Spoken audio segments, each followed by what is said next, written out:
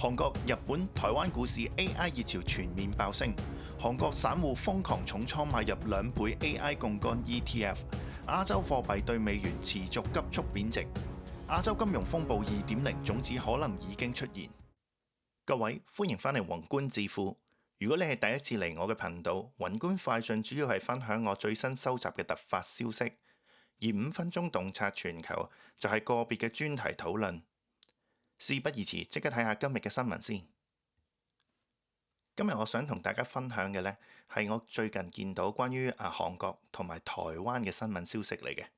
咁首先呢，就吸引到我注意呢，就係講緊關於韓國嗰方面嘅消息。外媒呢，佢哋有分享呢，佢哋有研究最近韓國嘅股市非常之熾熱。咁其實喺亞洲呢，唔係淨係韓國嘅。咁呢篇報道引起我嘅關注呢，主要係就係因為呢，佢哋有探討韓國最近嘅股市爆升之餘呢，佢哋睇到裡面嘅資料呢，就係韓國嘅散戶呢極度瘋狂咁參與緊而家韓國嘅股市。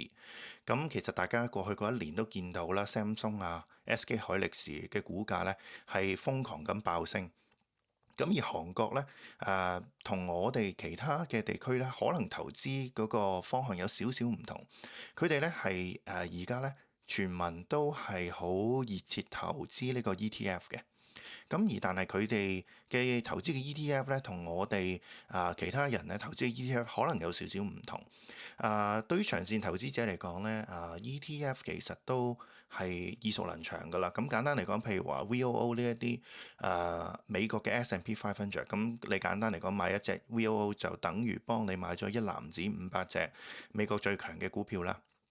咁但係韓國嘅 ETF 咧，佢哋而家散戶最熱衷投資嘅咧，就唔係呢一種傳統嘅 ETF，而係一啲槓桿式嘅 ETF。咁咩叫做槓桿式嘅 ETF 呢？如果我用一個美股嘅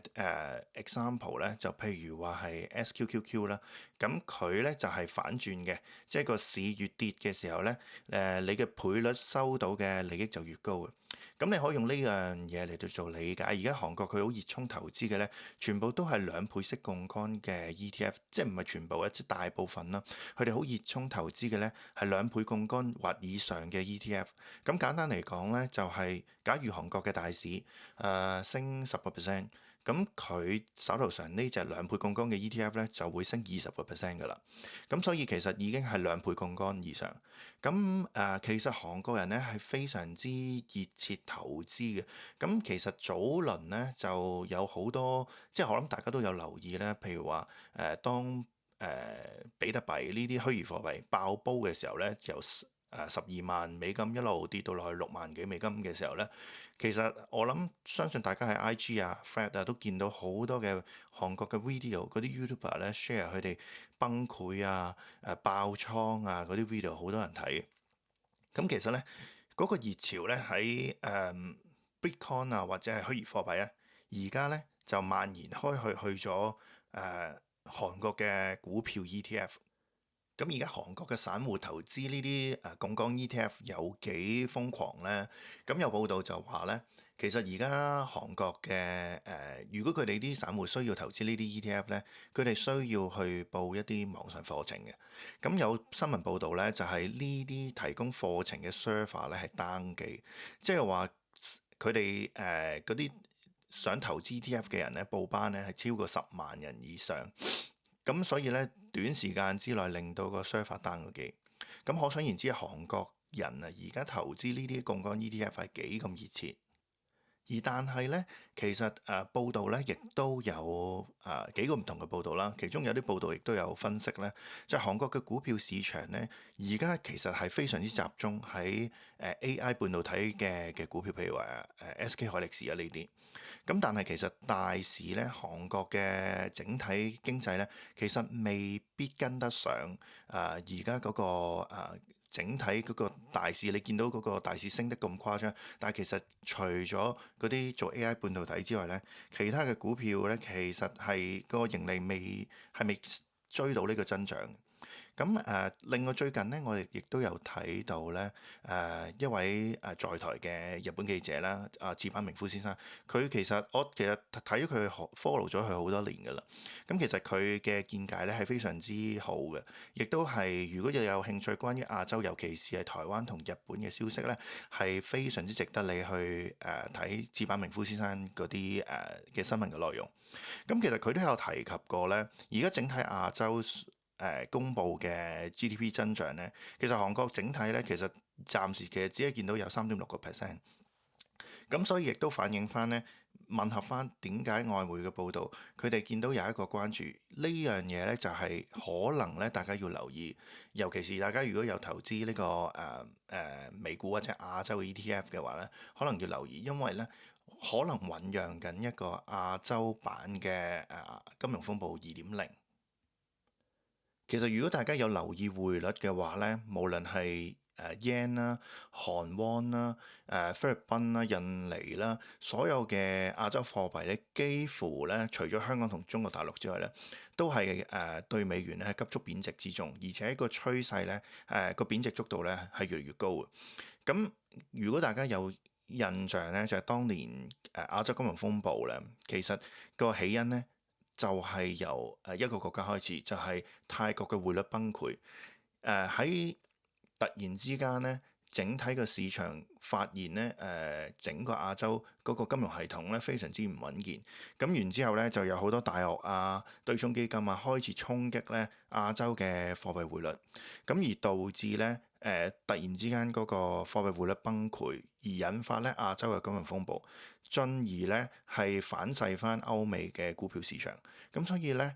當見到呢個匯率咁唔健康嘅信號咧，見到其實每個亞洲嘅國家裡面咧，其實就係個內部壓力一路提升緊，咁所以各位投資者咧，可能喺呢個時候咧就喺當全部嘅 AI 股票瘋狂咁賺緊錢嘅時候，喺呢一刻咧，大家可能要留意管理呢個風險啦。而啱啱我喺5分鐘洞察全球嘅專題節目入邊咧，亦都有探討過呢個亞洲金融風暴2.0係醖釀之中啦，亦都有回顧翻當年亞洲金融風暴點樣反噬翻歐美市場嘅。如果大家有興趣，可以去睇翻。咁除咗韓國市場之外咧，大家亦都睇到喺台灣啦同埋日本嘅市場過去嗰一年咧，亦都呈現咗爆升嘅狀態。咁可以講咧，就係喺美國嗰邊嘅 AI 熱潮個狂熱咧，開始蔓延過嚟亞洲嗰邊啦。咁大家明白咧，美國嗰個 AI 嗰個熱潮咧，我自己認為係正常嘅，因為真係嗰個 AI 嘅使用率咧，你淨係睇 Google 佢最近發布會入邊咧，佢個 token 嘅使用量，即係簡單嚟講就係佢 Gemini 嗰個使用量咧係提升咗7倍喺短短1年時間之內。咁所以咧對於半導體嘅需求，尤其是譬如話 Nvidia 佢嘅晶片啦，而家開始吹緊就係除咗GPU 嘅晶片之外，就係一啲CPU 啦，佢嘅製冷技術啦，成個機櫃嘅建設啦，能源啦，其實一連帶所有嘅呢啲產業咧，都係呈現爆升嘅狀態。咁而好正常，因為台灣咧係處於呢個風眼位嚟嘅，佢就係其中一個最重要嘅 key supplier。咁所以台灣股市會爆升咧，其實唔係意外嘅。而且咧喺寺板明夫先生嘅分享入邊咧，亦都講得好好。啱啱過去嗰一年咧，台灣嘅 GDP 咧係呈現咗14.55% 嘅增長，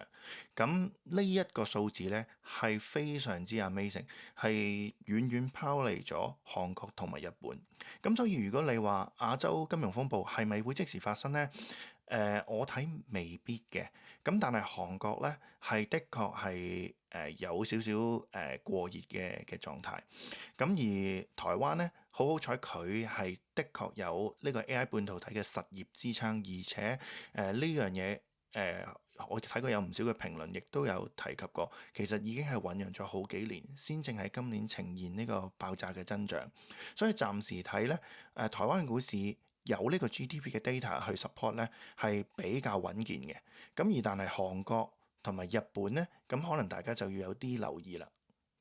總結嚟講咧，如果大家已經係熱切投資緊呢個股票市場咧，咁其實需要做嘅咧就唔係話而家要即刻 cash out 嘅，主要其實係點樣控制嗰個風險咯。咁譬如話舉一個好簡單嘅例子，就係如果假如你有100蚊，100% 嘅 profile，咁裡面有幾多成係股票啦、ETF 啦、有幾多成係債券啊、現金啊，咁喺呢一個咁瘋狂嘅時候，當然就係永遠保留一定足夠嘅數量嘅 cash 同埋 bond，即係債券啦。咁咧就可以令到大家咧喺萬一遇着呢個大跌市嘅時候咧，會有機會可以入到平貨啦，亦都可以減低你嘅風險嘅衝擊啦。咁之後咧5分鐘洞察全球嘅節目咧，我會再揾時間咧做一啲分享，就係譬如話點樣嘅資產配置啊，韓國、日本啊、台灣嘅股市啊、歐美市場嘅股市啊，